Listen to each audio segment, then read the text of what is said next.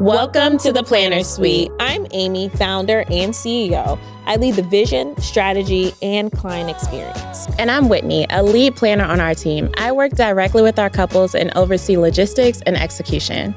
Together, we've planned and produced hundreds of events, and we see the industry from both sides, the vision and the execution. This show is all about clarity, better planning, smarter systems, and confident decisions without the chaos. So we don't just talk about what looks good here and on social media, we talk about what really actually works. So whether you're planning a wedding or you're building a planning business, you are in the right place. So meet us right back here in the Planner Suite. Welcome back to another episode of the Planner Suite, where we have a special guest with us. We have Kawania from Howerton+Wooten, and normally we give the accolades and we flex all the things that they have done, but y'all, she is a powerhouse in the industry, so we want her to flex for a minute and tell us all of her accomplishments. Oh, sis. Well, not all of them. The ones that you want to share with us The ones today. I'm most proud of? Well, I will tell you the ones I'm most proud of is the number of, I think I've taken care of 127 brides. And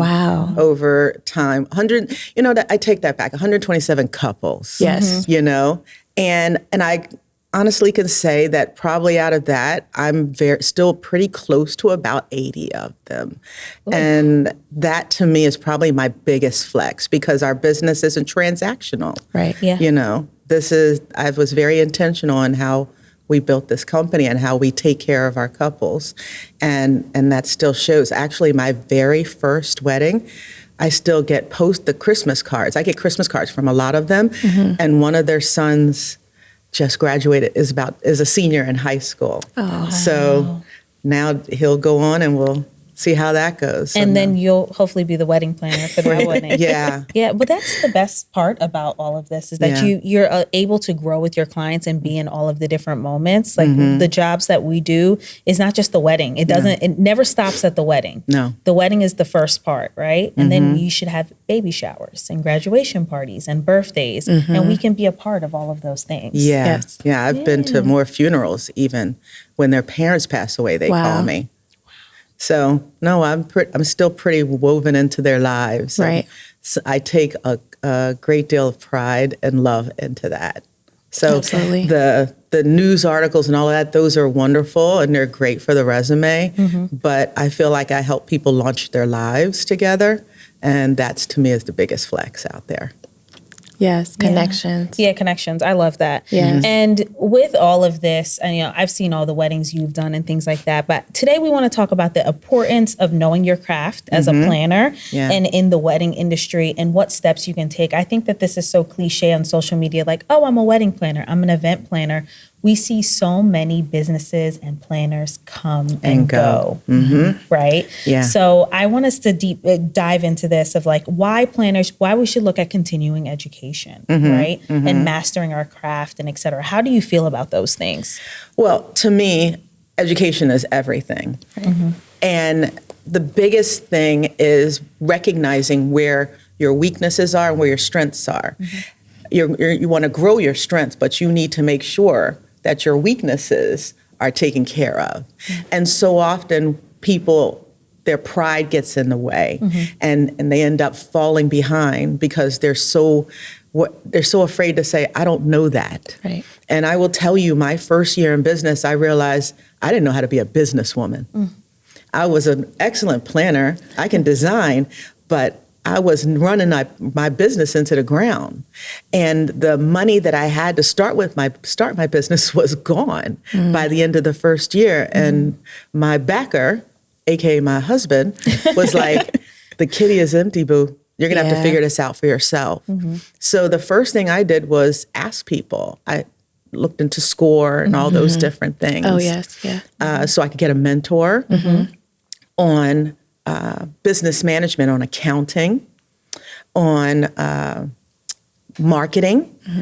And this I started my business in 2007. So Facebook was around, but Instagram wasn't around yet, and all of those Twitter had just started. Right. So you had those little places, but really you could launch a business, advertise on the Knot, and you would get some inquiries, right? Or Wedding Wire. And now you have to figure out how to set your business apart. And you can't do that without education. Yeah. And you're right, planners come and go. Number one reason is lack of business education. I would tell you the number two reason is pride. We are so into, I don't need that education. I'm going to pull myself up and I'll do this on my own.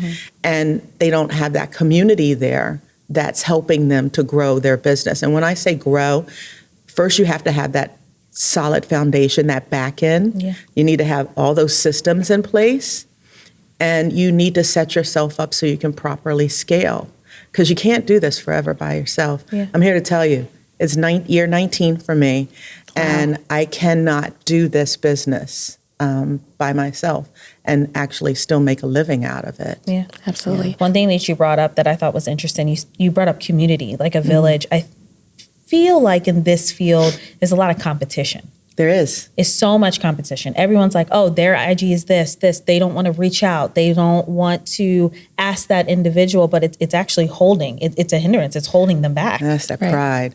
But I will tell you, when I first started, the business was small, but everybody was a gatekeeper. I used to call people all the time and ask them, hey, what do you think about this? And people got really weird and cagey. And what I found is my best education came from, because at that point when I started my business, I was in my late 30s, early 40s. My best advice came from the women who were 24 and 25. The best marketing advice came from them. And I'm like, one of the best lessons I learned right there is I'm not just looking back and reaching people to pull me up. I'm like, hey, what do you think? What should I do? You have to get out of your own way and ask people for help, even if it's not people whom you assume are more successful than you. Yeah. Right. The other thing is being able to ask. So often we'll say, well, how can I get that opportunity? I don't want to ask them. I don't want them to think I'm thirsty or back in the day, I called it pressed or whatever. And now what's happening is you're not going to learn if you don't ask the right questions. The biggest thing for me back in that time is I had to ask people outside of the industry who has a job similar to me. Interior designers, realtors. You start thinking, who creates this service that's content heavy? You can ask somebody else in another industry. How my biggest inspiration still comes from interior designers. Asking people, how do you run your business? And from doing that, my community didn't necessarily evolve into just wedding planners. And why? Why would you want it? Then you're going to look like everybody else. Yeah. That is an awesome point that I've never thought of, because every business needs a system and a process for how you reach out to clients, automations, things such as that. Every business needs that. So reaching out to someone outside of your industry is great advice. Thank you. Great and advice. interesting enough is that we get so caught up on, well, I have to use this system because everybody else is using it. But why? It may not work for you. Yeah. No. Right. And it might not be the vibe that you want to put out there. What you're going to do is look at other vendors who have a similar, and I don't want to keep using the word vibe, but the energy and the marketing and the face that you want to put out there. Right. And ask them questions about how they run their business, or who are they hiring for their marketing or PR, and use them. Yeah. And you want to be very mindful, because you, just like a lot of those businesses, they are their brand. Yeah. You are going to be a bigger brand than your company name ever will be. Yeah. Right. Yeah. So I know you mentioned SCORE as one of your resources that you use to build your business and scale your business. Are there any other resources that you use that you felt were valuable that you think other people should tap into? When I first started, I don't even think they have them anymore. They were meetups, all kinds of meetups. And I was forever looking for anything out there, not just wedding meetups. It would be, Black meetups in Prince George's County, or those networking groups where there's one of each and in it.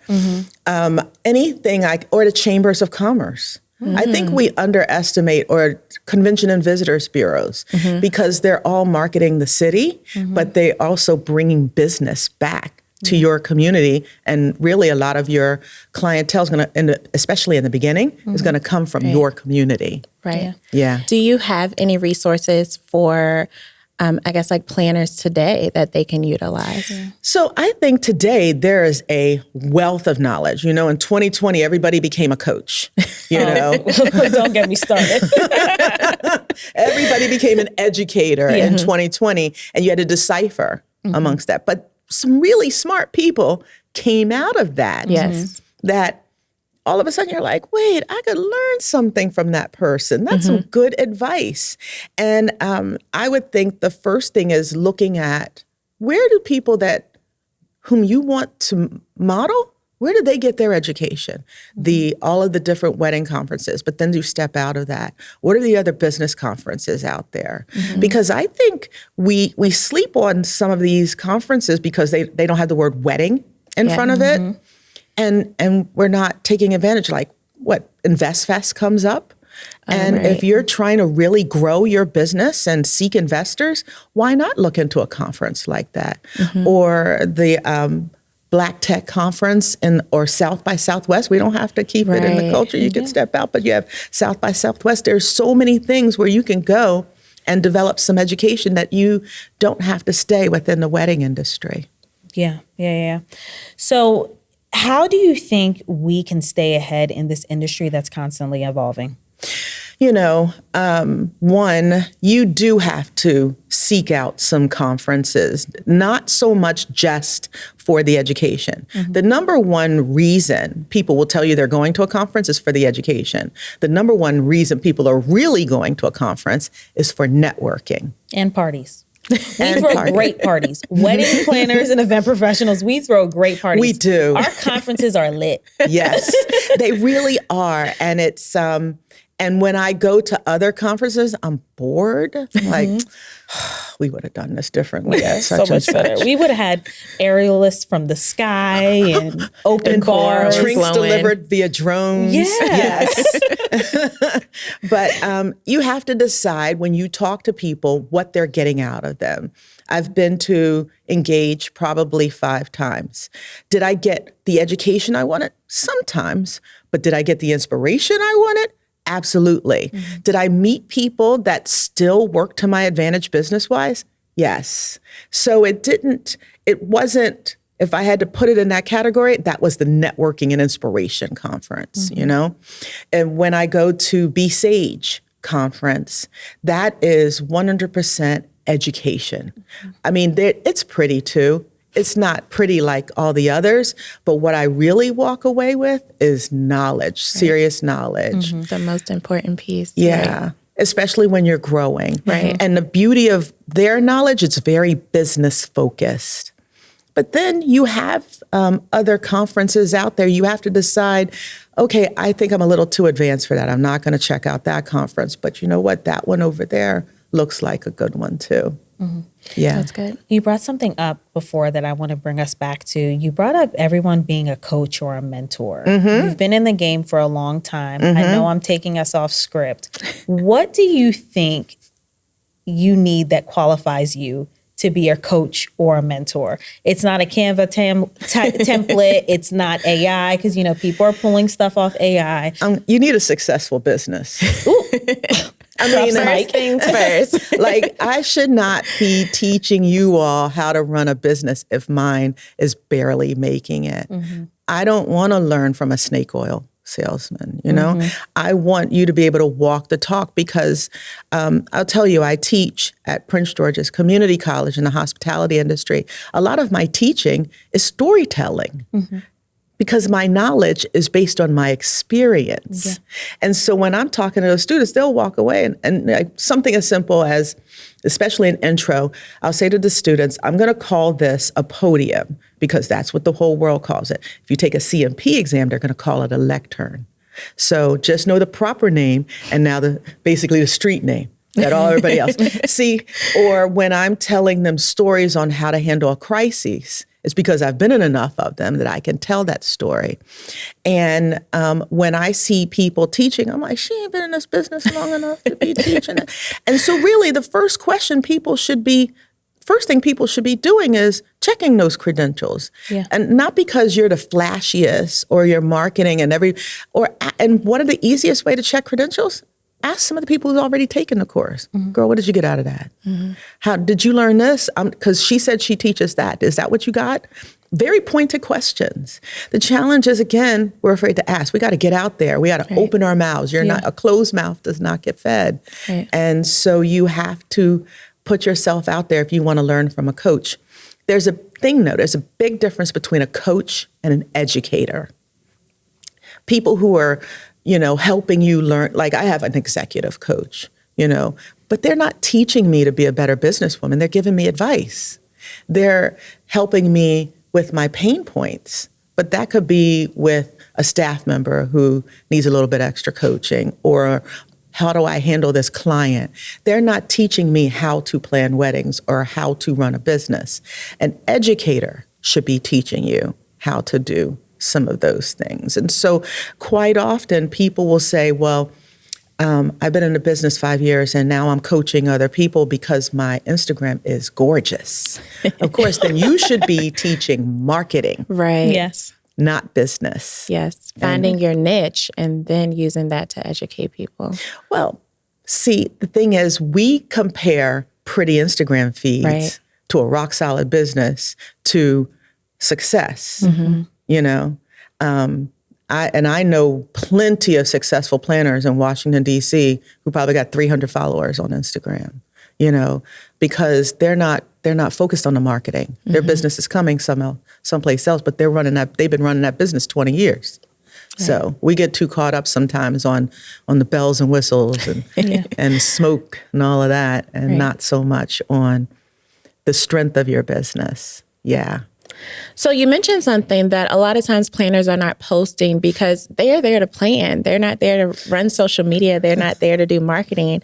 And I think about that with the education piece as well. So do you have any advice for planners who are busy running their business but still want that educational piece? What are some simple ways they can still get that education? So let me say this. Planners who have been around, who haven't received education, some people, maybe not to the trained eye, can't tell. I can tell. Mm-hmm. They're still using Excel for their bookkeeping. Mm-hmm. There's no CRM system. Onboarding and offboarding isn't in place. All of those things that you need to effectively take good care of your couples are not in place because in 2007, we didn't have all of that. And then as you evolve, if you don't get the education, you won't even know that you're not evolving. Mm-hmm. So number one, you should at least set aside in your calendar and in your budget one conference a year that you are going to attend so that you are at least getting up on some type of education.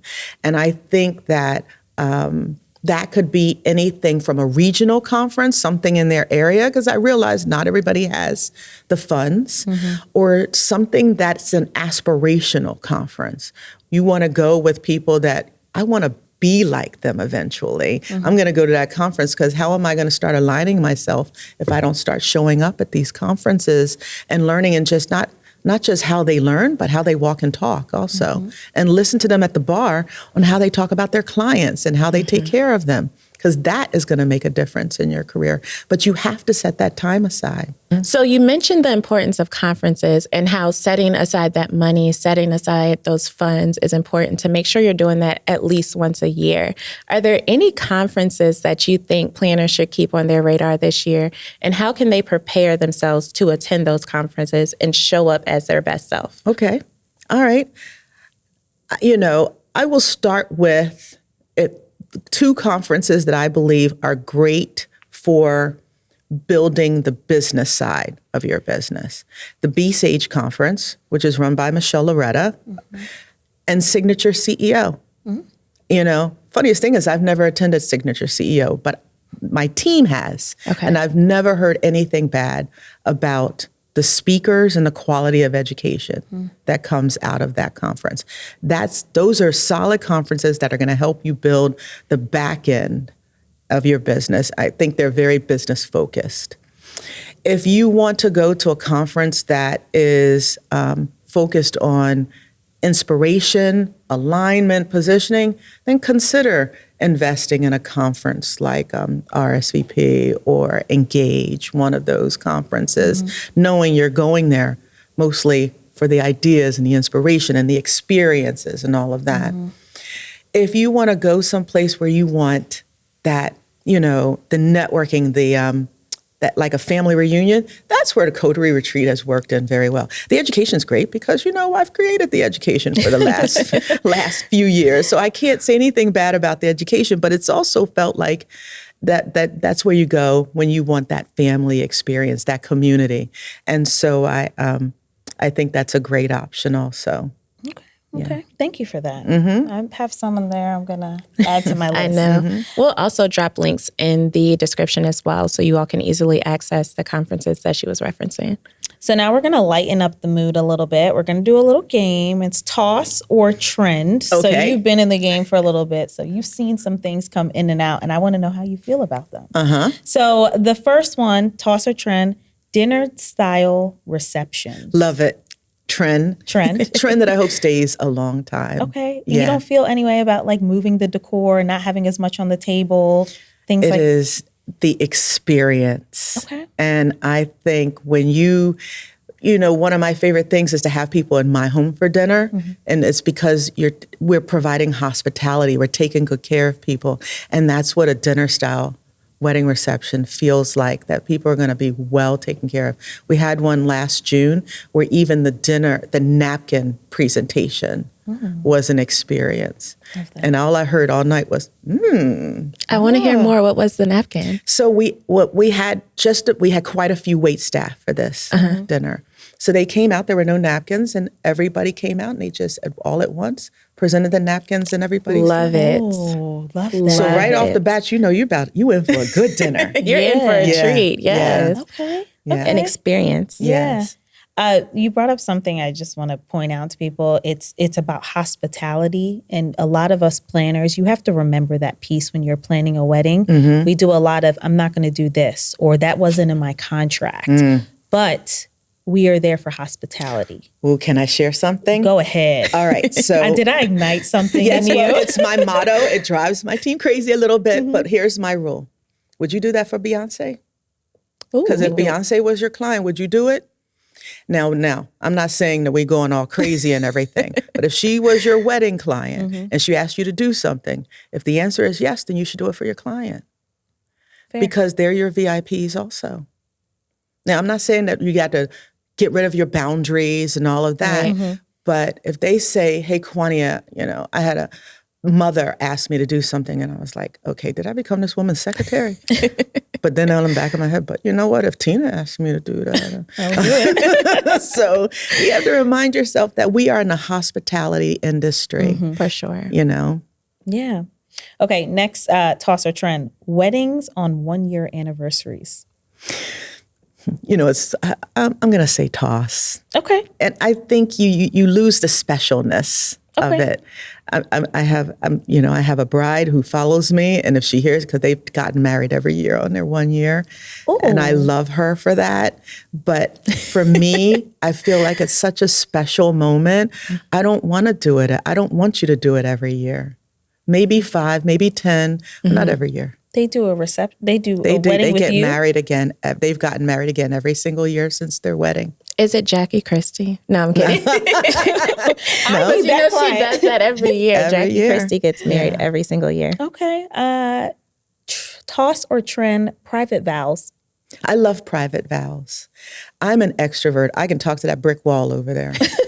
But I know I have some couples that really that would be nervous doing all of that in front of other people. Let them have their moment. Okay. And how special is that? Right. Yeah. You can say what you want to say, yeah. Exactly. They're going to say things to each other that none of us will ever hear, but we know how intense and how deep that was. And some things you may not even understand because it may be something personal between just those two. That's important to them. Right. Yeah. That's what it's about. Weddings are so glorified. It's about everyone else. The experience for the guests, take those moments. Like your wedding day, the first time that you guys are alone together is usually when you go back to your honeymoon suite. I know. Then you're sleepy. Yeah.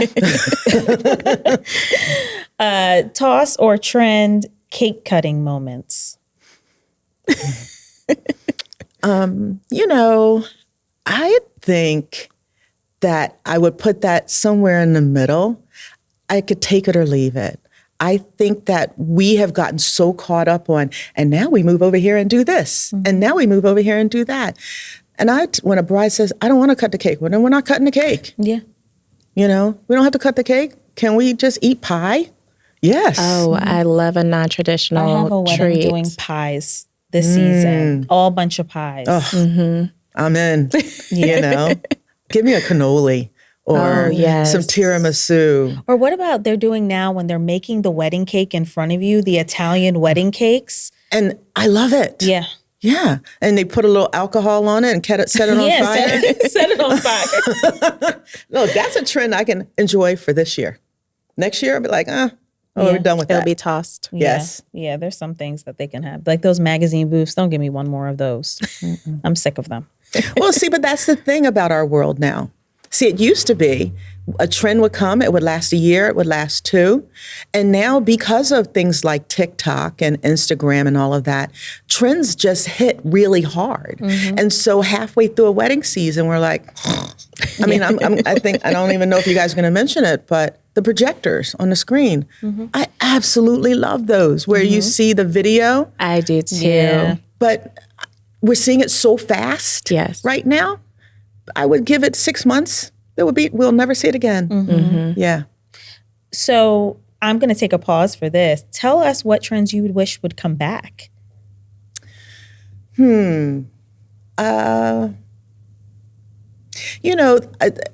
it's hard coming as a wedding planner because I love big, beautiful, full of flowers weddings, and I love my floral friends. I love weddings where people can talk to each other across the table. I love weddings where it feels like a community. Yeah. Lower the music. Yes. Don't make me have to scream or run out of breath because of it, or that I can't, the floral installation is so stunning and so gorgeous, and it's great for my portfolio. Right. But Aunt Susie and that lady across the table never got to share something they had in common because they couldn't see nor hear each other. And to me, you lose some of that because relationships are built at weddings. New families are forged, and we're missing that opportunity because we're so stuck on, is it magazine and TikTok worthy? Right. Sorry, now I'm going on to a Billy pulpit here. No, it's okay. How do you feel about content creation? I love content creation. You know why? Because I am horrible at it. I come to a wedding to work. And I would say in 2017 was the first time I realized I was in trouble. We were in Virginia Beach working, and I looked around, and the florist had her phone out, and she was on a Facebook Live because it was a beautiful wedding, and the caterer had something out. And because we were turning over, and we were finishing the turnover, and I'm like, well, why am I still working? So everybody had coverage but me. Right. So when I discovered that there were content creators, people who actually are going to do it for you, I'm like, okay, I want one for us. And so that's something big on our team. We will hire a content creator just for us. But I will tell a couple, if you want it, we need to build it in the schedule. Let's be intentional about content creation, and let's be respectful of the other vendors, the ones who are going to create that album for you, that beautiful video. Make sure we don't mess them up either. There are great content creators out there. I have not run into the horror stories. I've been very blessed. And it's just want to make sure we can all work well together. And you have to be very mindful because you don't want to disrespect a couple. So that's a conversation we have with every couple now in the beginning. Yeah. You used to be, in the beginning, I would say, do you want this wedding featured in the magazine? Because then we plan towards that. Now I'm like, how important is TikTok? How important is content creation? And I didn't even think to ask that. But in 2023, we had a couple who was based out of New York. And I'm like, oh, this wedding would be great for the Times. And I asked them, I said, should we look into the New York Times for you? And they were like, no, but we'd love some videos for TikTok. Oh, wow. And I was like, wow, darn. TikTok took over New York Times. Social media is important. Yes. Yeah, like that's a staple. Like that's, yeah. Like you want to be in Brides magazine and things like that, or Essence. Yeah. TikTok. I think that's secondary, sadly, because TikTok and all of that is fast. Yeah. That's the other beauty of content creation. But we use content creation now for everything. It's not just weddings, or, if I'm doing an event that is business related now, because we've used them for a few corporate events. Mm-hmm. I get the permission from the clients, and, I'm like, it's just focused on us. So no, I love it as long as it works well for us. Sorry, guys, I'm wordy. No, that's fine. No, I think that this is perfect. I think this is great. I think you gave some great information for just new and upcoming planners and those in the industry. But I think that you also give a lot of gems for us in the industry now. Like, hey, maybe it's time to do some maintenance. Maintenance is important. You know, let's maintain your business. You need to do maintenance in order to do that. And you have to go to conferences. You need to seek mentorship and et cetera. You know? Mentors. Let me tell you, I'm a big believer in a personal board of directors. Mm-hmm. So I have a personal board of directors, and I encourage everyone to get one. And that is a group of people in your life who can advise you on specific topics. So when I first started my business, I reached out to someone who had already been running a business. Mm-hmm. And so she became more of my business systems board member. They don't know they're on my personal board. I have them saved in my phone under a group called Personal Board of Directors. So I have a marketing person. I have a mommy person, somebody who had a child older than me, so I could get advice from. Somebody who's been married longer than me. Mm-hmm. So I have a marriage one. But these are people I'm going to specific, because my friends are not good for me to say, what do you think of this marketing proposal? Because my friends are going to turn into my hype man. Girl, you are wonderful. No, that baby. That is so real. That's real, because your friends are always going to hype you up. Right. You need real. I need honesty. Yes. I need you to tell me, you need to try again on that one. That's not hitting. Mm-hmm. And we get so caught up on, well, my friend said, no. Is your friend the CEO of a company? Then no. Yeah. So that's where that personal board comes into play. So you have dropped some amazing gems for us, given lots of advice. If there was one hard truth that you could give to new planners in the industry, what would it be? It's funny. I just wrote a post about this recently. Stop looking to others for validation. We run a visual business, and we will get inside of our head every single day, which that automatically causes us to shrink ourselves. You're going to use this education as you grow your business. But really what you have to stop doing is looking to everybody else to validate you. And that includes your clients. I have taken care of some couples where I know we left not a single crumb on the table. And then they walk away acting like we just dropped a ball there. And I realize, whatever's happening here, I need to give them a moment so then I can realize, let me talk to them and figure out what happened. But know that I shouldn't go home and tear myself up. I did an excellent job. And that's number one. Then we stop looking to everybody else on social media for validation. Because what will happen is you will plan this stunning wedding, and then you'll go home feeling great. And then you start to scroll, and next thing you know, you're looking at somebody else's wedding, and you're like, oh, they did it so much better than me. Right? You're like starting to compare before you even come off of that high of how wonderful you were. Mm-hmm. And then you post it, and you end up with like 5 likes. And then somebody else posts something, and you're like, they didn't even have time to steam those linen. Mm-hmm. But they got 540 likes. Stop looking to Instagram and social media in the world to validate how awesome you are, because that's the number one way to shrink yourself. We ask for advice for planners, but I think that is great advice for everyone. Like, everyone can take that and apply it to their life. That was really good. Mm-hmm. Thank you. Really great. I want us to talk to planners who are wanting to give up. We've done all of the things. You just talked about, feeling validated and, walking away from these events and productions feeling good. But what about those planners who feel overwhelmed? Yeah. What do you have to say to them? Okay, here's the thing. 2025 was a crap year, not just for you, for all of us. So instead of wallowing and feeling like you're a failure, understand that we're going to all have tough years. Pick yourself up, figure out a new game plan, get a community who can help you with this process. Don't forget that education. And I look forward to seeing you pull it together in 2026.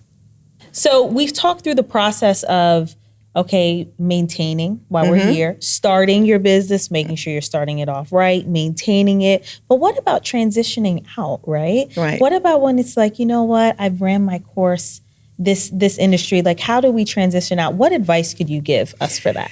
Well, it's, if nothing else, go back to that business plan and create an exit strategy. And your exit strategy could be harvesting. You're going to pass it down to your family. You can plan to set your business up to sell it. Or you can sell it to somebody like through licensing or something like that. Whatever you choose to do, you should start working on that now. And it doesn't mean, people will say, well, I don't want to write a business plan and already look at the end. I'm like, why not? Because it's going to get here before you know it. I said this is year 19. My son was 7 when I started.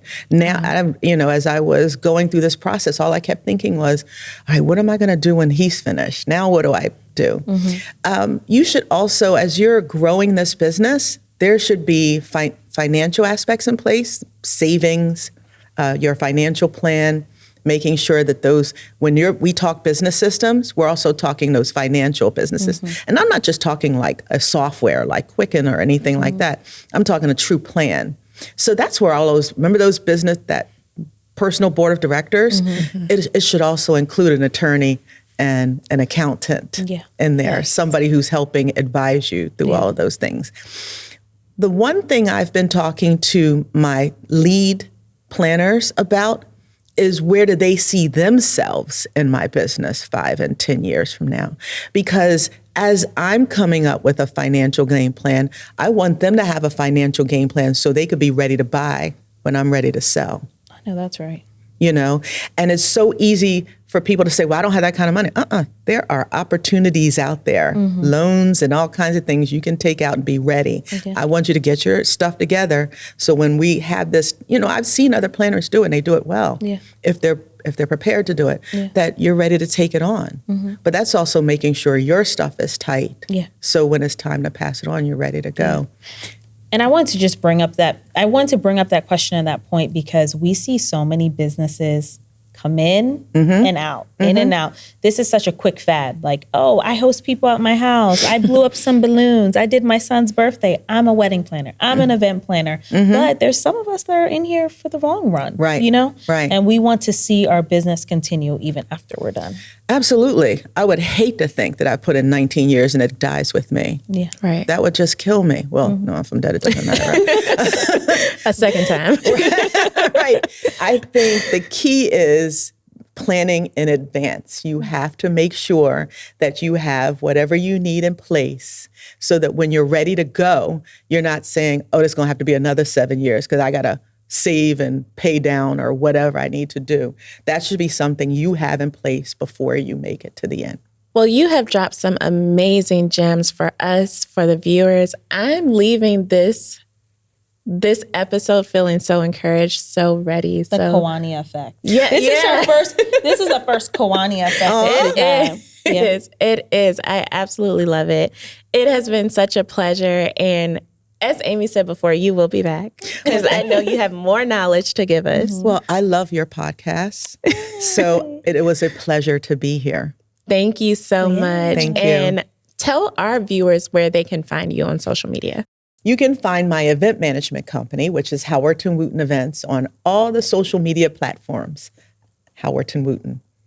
And you can find me for education, which is The Enlightened Creative.